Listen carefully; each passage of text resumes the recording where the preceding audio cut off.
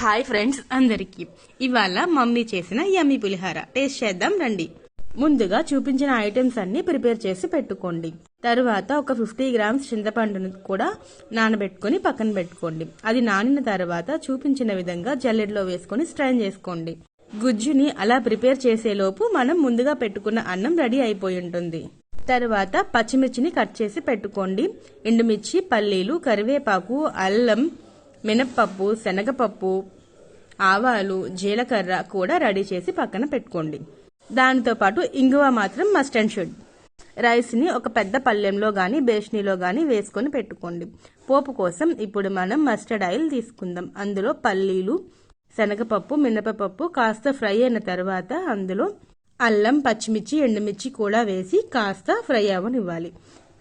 Fry అవుతున్నప్పుడే అందులో కాస్త పసుపు కూడా వేసుకోవాలి. అది ఫ్రై అయ్యాక అన్నంలో కలిపేసి అదే పాన్ లో చింతపండుని కూడా ఉడికించుకోవాలి. అది ఉడుకుతూ ఉండగానే అందులో సీక్రెట్ గా వేసే కొంచెం బెల్లం అందులో వేసుకోవాలి. అందులో సాల్ట్ తో పాటుగా కొంచెం ఆయిల్ కూడా వేసి ఉడికించుకుంటే పులిహార చాలా టేస్టీగా ఉంటుంది. చింతపండును కూడా రైస్ లో కలిపేయండి. అంతే, మమ్మీ చేసిన యమ్మీ పులిహోర రెడీ. రండి టేస్ట్ చేయడానికి.